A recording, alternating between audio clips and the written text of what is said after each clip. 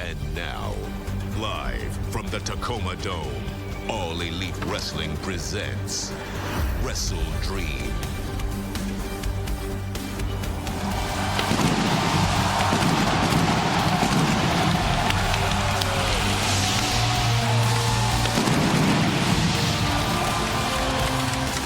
It's Saturday!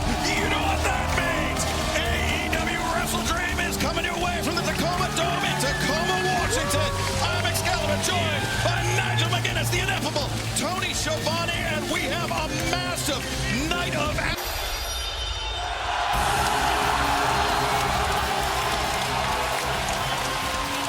Your opening contest is set for one fall with a 30-minute time limit. Approaching the ring first, being accompanied by Juice Robinson from Auckland, New Zealand, weighing 222 pounds. Switchblade Jay White. Switchblade Jay White made his return 2 weeks ago on Dynamite, Nigel, and it was clear from the moment he appeared, he was out for revenge on Hangman Adam Page. That's exactly right. Switchblade said he is talking about two people that have got in his way towards the AEW World title. Page is number one, and now, like Kill Bill, he is coming for payback. Well, it's his first time back in quite a while. Let's see if he has that ring rust or not. We saw this past Tuesday night, Dynamite Title Tuesday, Switchblade Jay White, perhaps a tune-up match for Hangman Adam Page, but there are few men, say, no one that can replicate Hangman Adam Page, the former AEW World Champion.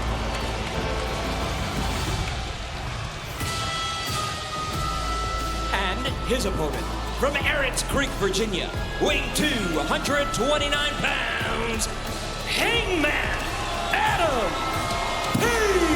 Well, you knew for Hangman to walk out here in Tacoma, Washington, that he would hear the boos louder than normal. That's right, Page coming out, arguably the victor in the conflict with Swerve. And was the last to stand opposite Jay White in the ring before Jay White's sabbatical of sorts. That's right, Jay White and Hangman Adam Page were in the semifinal round of the 2024 Owen Hart Foundation tournament. Hangman advanced to the finals by virtue of a victory over Jay White, but also injuring Jay White, taking him out of action for months in the process. And Jay White, he's had time to sit at home, rehabilitate, but also stew on that fact. I'm sure.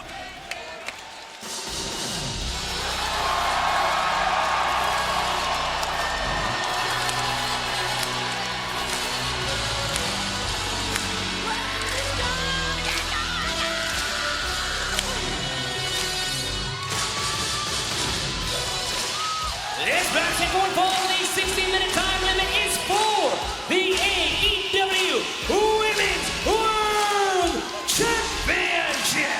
In the ring, the challenger from Long Island, New York, Willow Nithingale.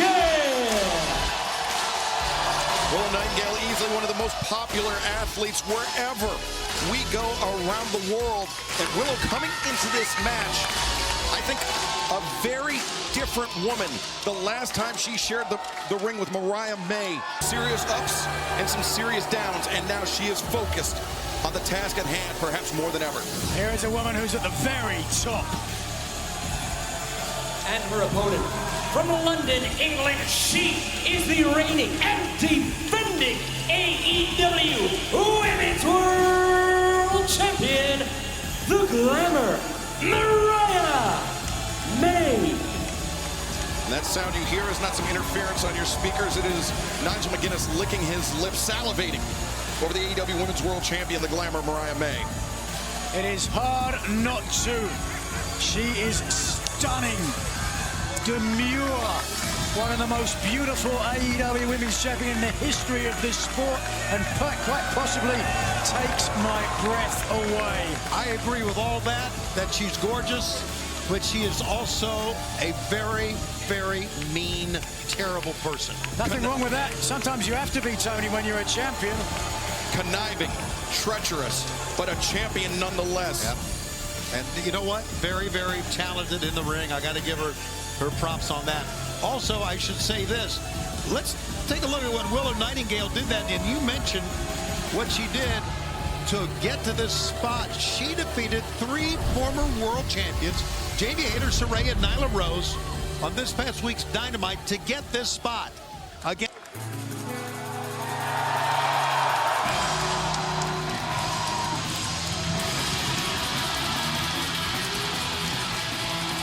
This bout second one ball with a 30-minute time limit is for the TNT Championship. Introducing the challenger from Tokyo, Japan, weighing 209 pounds, the wrestler Katsuyori Shibata.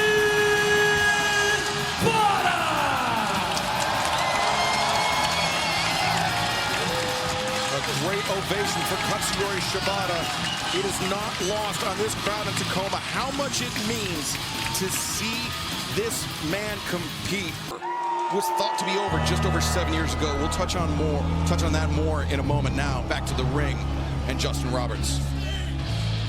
And his opponent from Los Angeles, California, weighing 190 pounds, he is the TNT champion, the Scapegoat, Jack Perry. But Jack Perry, the reigning, defending TNT champion. We heard from him when he issued the challenge, or shortly after he issued the challenge to Katsuyori Shibata. He said he wants the man that left it all in the ring. He wants to face the man that Katsuyori Shibata was when he stepped into the ring on April 9th, 2017, when he faced Kazuchika Okada in New Japan Pro Wrestling, the night that Shibata, not just his pro wrestling career nearly ended, the night that Katsuyori Shibata's life nearly ended. Certainly a pivotal moment in the life of the wrestler, and no question, while he has come back physically, mentally, there's always going to be a star there and an asterisk for Katsuyori Shibata, and certainly Jack Perry, the Scapegoat, tried to get in his head by attacking Shibata, as we saw earlier. Well, he turned away from Shibata, and then when Shibata had his back turned, attacked him brutally from behind. Would you attack him face to face, Tony? No, I would not. There you go. Perry, just totally unnecessary. You're doing it again. Wait a minute. It's Daniel Garcia. It's Daniel Garcia. Daniel Garcia, who made his return at Dynamite earlier this week for the first time since All Out. And he said, all champions, you're on notice. Shibata's longtime friend and partner, Daniel. Wait a second. What is this? What in the hell? He's not here. We haven't seen MJF since those repeat pile drivers at All Out. My God, he is. And he is stalking to the ring. Power walking, and Garcia wants him. MJF, he won the match at All Out, but Daniel Garcia, he had the last laugh. He's taken MJF out of action. He's put him on the shelf with those pile drivers. He's not on the shelf now. Just like MJF tried to take out Daniel Garcia, tried to end Garcia's career. Wow, what a moment. An incredible, shocking moment. So crucial in so many victories for MJF.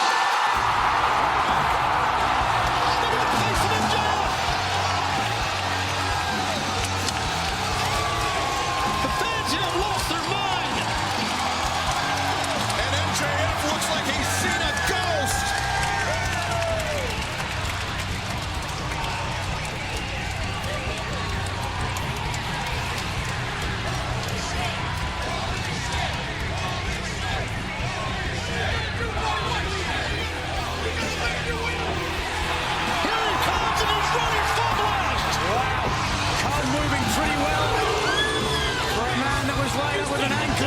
so long. The last time we saw Adam Cole sprint towards the ring, it was to save MJF. And if I have to guess this time, it was to destroy MJF. Why not? Do it. But it's not going to happen tonight. Adam Cole is back.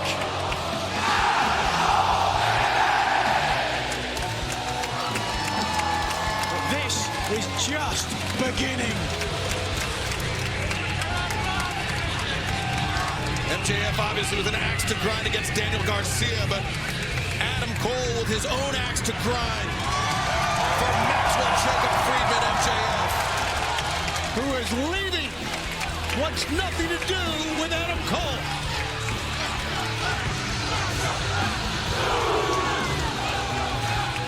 Great show of respect between Adam Cole and Daniel Garcia right there.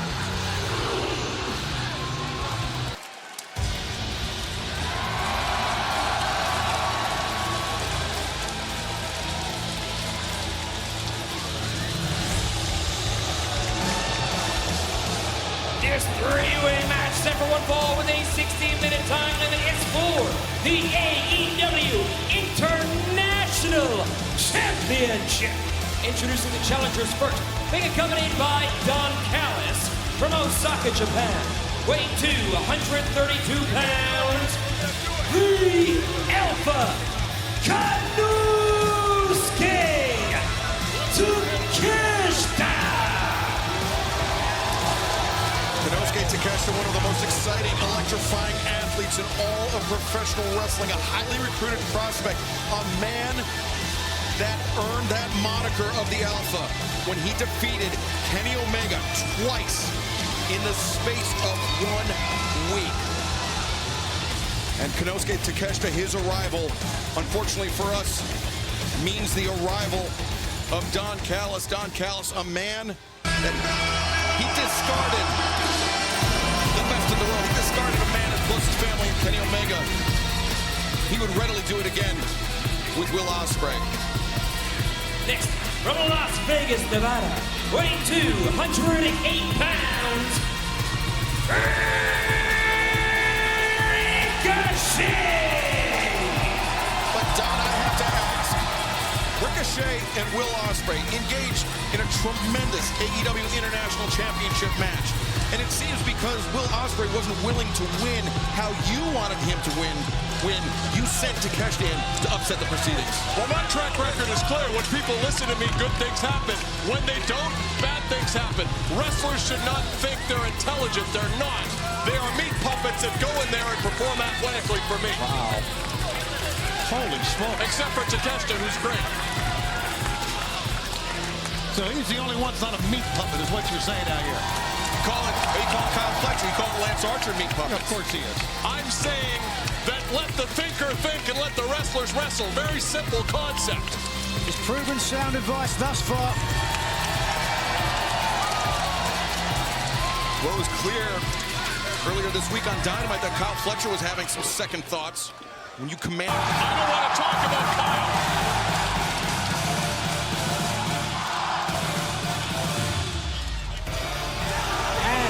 From Essex, England, weighing 220 pounds, he is the AEW International Champion, the Aerial Assassin, Will Ospreay!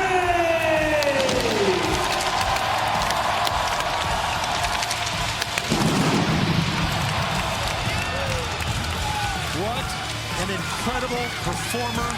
It's taken AEW and the world by storm, no doubt. The AEW International Champion, Will Ospreay. What a reception here in Tacoma for the Aerial Assassin. Done a lot of great things. One of them was separating himself from you, Don Callis. Well, all I can tell you is, like so many others, he's had his best success with me. Ospreay said there is no one better than him. The question, is there anyone smarter? or has he made the worst decision in his career, stepping away from the Don Callis family? Don, I loathe to admit it, but before you got on headset, we were speaking about how Konosuke Takeshita earned that moniker, the Alpha, by defeating Kenny Omega twice in the space of 1 week. An event that I would say that you played no small part in. Never been done before. Takeshita is the best athlete in this company, and we're going to see it on display tonight again. AEW World Champion, the most dangerous man in AEW, and my boss. Ladies and gentlemen, whose house? Whose house?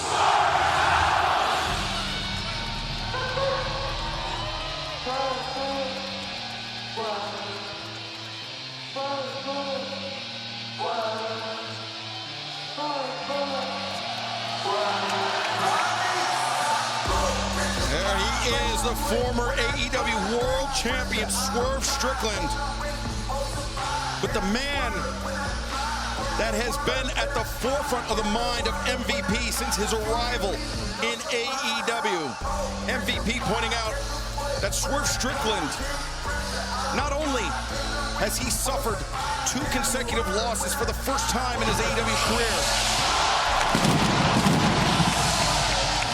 not only was his childhood home burned to the ground, but Swerve Strickland also lost the AEW World Championship, all under the watch of Prince Nana. I think it's a very valid point, if we're honest. I mean, clearly by the looks of things, Prince Nana is more concerned with shilling his coffee than introducing a man who he calls his boss. He may be his boss now, but MVP has his way, maybe for much longer. That's exactly what MVP said. He said, you're too worried about the coffee. And listen, I think Swerve is the type of athlete, and there's not a slight on Prince Nana. Swerve's the type of athlete, he can bounce back from 2 straight losses. He can bounce back from, that's nothing for him. But think about how high profile those losses were. Sure. The main event, Wembley Stadium, all in London for the AEW World Championship. The cage match, unsanctioned as it was, but still a loss to Hangman and Page at All Out. Whose house? Whose house? Whose house? Whose house? Whose house? Whose house? Whose house? Whose house? Princess. That's all he's got, if I'm honest. Yeah, it just, he's hyped up on coffee, apparently. The future. And now the future is...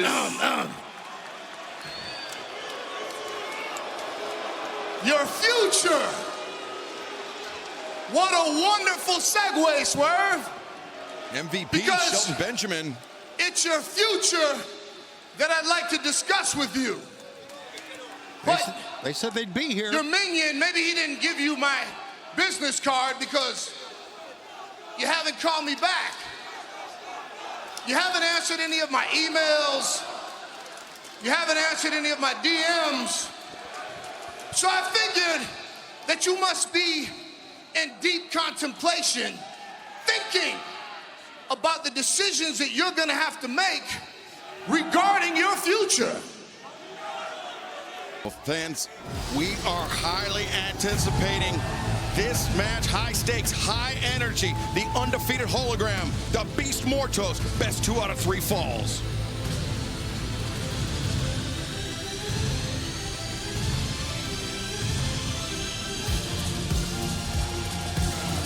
The following is a 2 out of 3 falls match. Introducing first, from Teotihuacan, Mexico, weighing 170 pounds, Hologram! And that was the voice of our Collision Ring announcer, Arcady Aura. who, much like yourself, Nigel, has been present for the ascent, the undefeated ascent of Hologram here in All Elite Wrestling. That's right, and you've heard Tony as well. Ever since his debut in Dallas, this young man has set the crowd on fire with his exciting, scintillating, and risk-taking style. This match tonight looks to be a classic. Longest active winning streak in AEW at 14 straight. Won 4 days ago on our Tuesday, Title Tuesday Dynamite over Commander, and that was a sensational match. This one just may top it. And Hologram making his debut on AEW pay-per-view team. And it's one thing to beat this man once, but to beat him twice in the same match is an extremely tall order. And his opponent from Torreon, Mexico, weighing 249 pounds, the Beast, Mortos! And fans, tonight AEW makes our pay-per-view debut on Fox Sports Mexico. So let's kick it over to Carlos Cabral, Alvaro Riojas, and Ariel Levy, our Spanish announce team. Gracias, amigos. Aquí estamos haciendo historia. El debut de Fox Sports México. ¿Qué tal, familia? Álvaro Riojas, Ariel Levy, un servidor Carlos Cabrera con lo mejor, porque aquí están precisamente luchando los mejores del mundo. Aquí tenemos al invicto en 14 oportunidades sin ningún revés en ese momento. Hologram enfrentando a la bestia Mortos.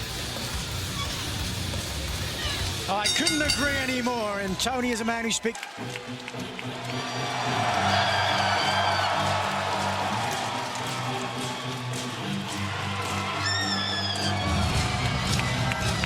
The following contest, scheduled for one fall, has a 30-minute time limit. Introducing first, from Seattle, Washington, with 175 pounds, Darby Allin! Well, it's a short ride down south from Seattle to Tacoma. But if you're hanging on to the back of a bus, I don't know how short that ride feels, but Darby Allin wouldn't have it any other way. Allin, known for taking risks inside the ring, clearly continuing on the outside, but that is why he is universally loved by the AEW fan base. Certainly here in Tacoma, everybody on their feet. This young man, one of the company's founding fathers, a hometown hero. In my opinion, the most resilient wrestler I have ever seen.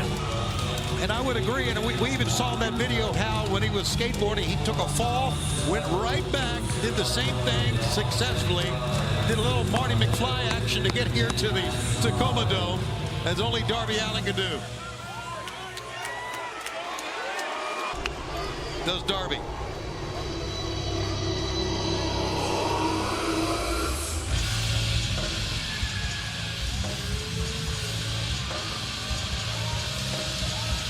His opponent, honoring the House of Black, weighing 285 pounds, Brody King! When the first words of someone's walkout song is violence, if you're Darby Allin, I mean, you know you better pack a lunch. Darby Allin's career was born in violence, and it will continue that way here tonight. But Brody King often states he is #1 in violence. And Brody King, he is a man that has crossed paths with Darby Allin inside a professional wrestling ring 7 times, one-on-one.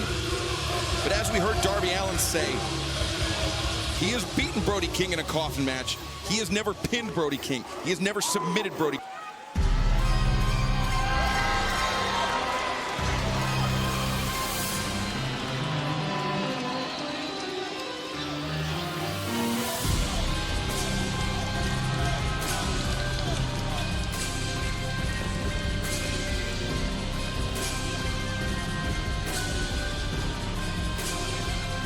This bout set for one fall with a 60-minute time limit is for the AEW World Tag Team Championship.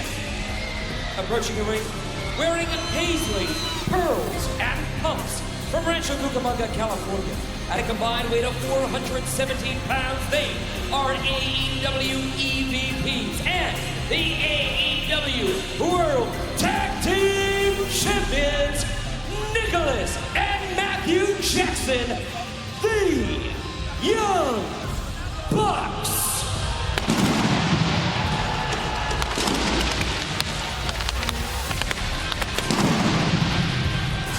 Say what you will about Matthew and Nicholas Jackson's sartorial stylings, about how they conduct themselves as executives. They are the AEW World Tag Team Champions. They are the high watermark in tag team wrestling, and they are in the conversation as one of, if not the best tag team ever. Yeah, just think about this. These two young men, as we're taking a look at Top Flight. Yeah, Darius and Dante Martin, they said it should have been them in this match. It was Private Party that won that #1 contenders match back at Collision. Yeah, it was Action Andretti was very vocal about that. But when you think about Matthew and Nicholas Jackson being the first and only 3-time AEW World Tag Team Champs, and they didn't even win the tournament to crown the first AEW World Tag Team Champs. So they have had a storied career. Oh my God, is that Private Party?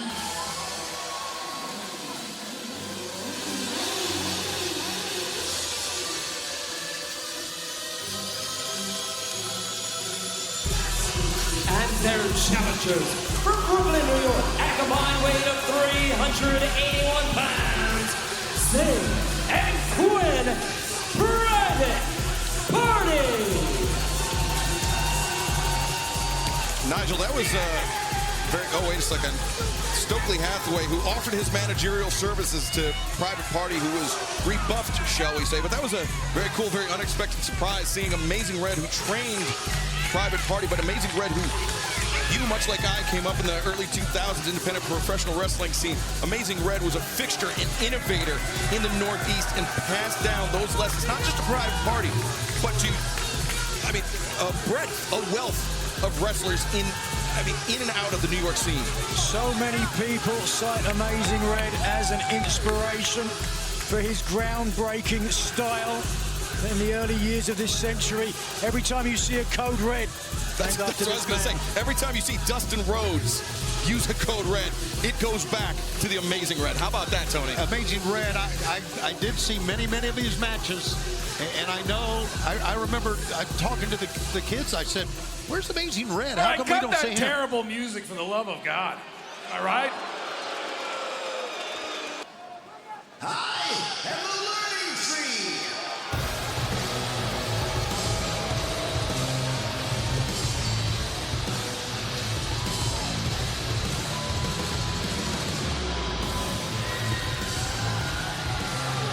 This next bout set for one fall with a 60-minute time limit is for the Ring of Honor World Championship. Introducing first, being accompanied by the Redwood Kid from Winnipeg, Manitoba, Canada, weighing 200 pounds, the Learning Tree, Chris Jericho. Well, for our final two matches of the evening, we are joined by none other than the Hall of Fame voice of professional wrestling, good old JR, Jim Ross. JR, so great to have you here tonight for this Ring of Honor World Championship match. I'm sorry, Excalibur. What a beautiful city. Yes. Fans are packed. Yep. It's awesome that I've been listening, watching it all night. It's good. It's good to see Nigel again. Watch him pull a rabbit out of his hat. Anyway, this is going to be great. If there's any man who can do that, it is this man in the ring, the Ocho, 8-time world champion, Jim. Will we see 9 tonight in America today? Terrifier 3 in theaters now.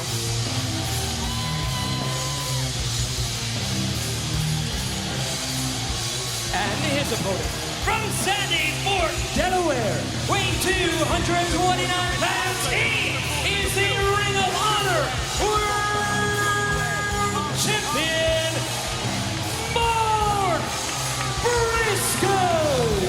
JR, you've been around this sport a lot longer than I have. I would say Marq Briscoe, in my estimation, is full of P&V tonight. Yeah, he probably is. He looks like it.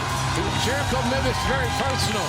And anytime you can make an issue personal, it's better for the fans, believe it or not. Sure. And it's certainly better for the match. And I would go on the limb to say this is the biggest singles match of Mark Briscoe's career. Going against Chris Jericho for the ROH World title. The title that his late brother Jay held on 2 occasions. Certainly Briscoe. Tacoma, Washington! Your WrestleDream main event set for one fall with a 60-minute time limit is for the All Elite Wrestling World Championship!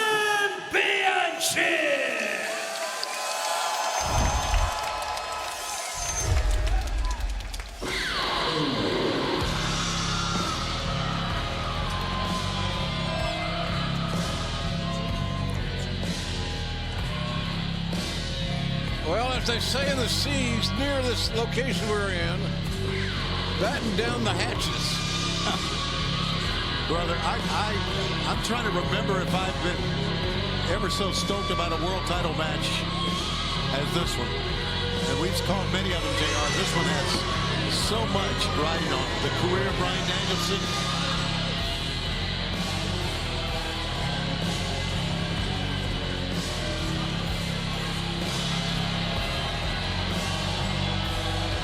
Stoked is the word I would use. I am afraid this is going to be dangerous, brutal, and violent. Jon Moxley has shown what he is capable of. Bryan Danielson, ditto. We are in for one hell of a fight. If I were you fellas, I'd be right on your feet.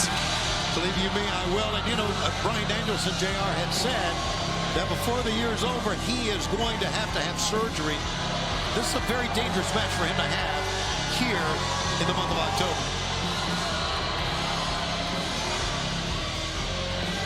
Introducing the challenger from Cincinnati, Ohio, weighing 231 pounds,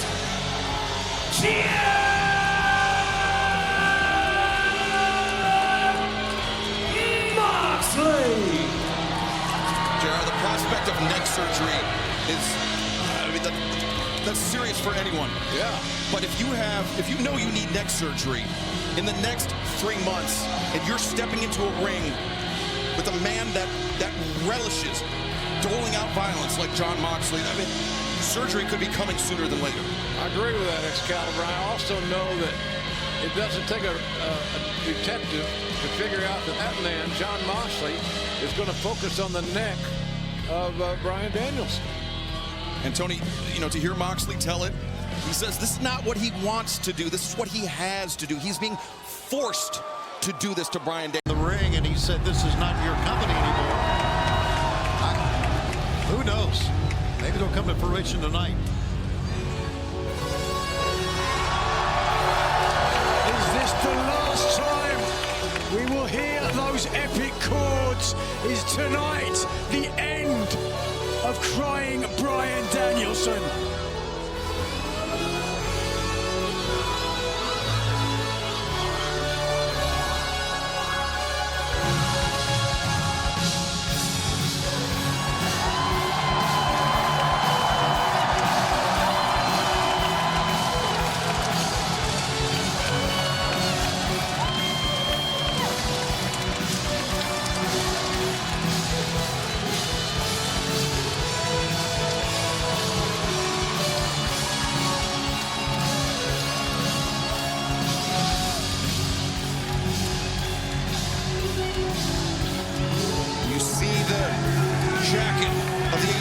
Champion of the American Dragon, Bryan Danielson.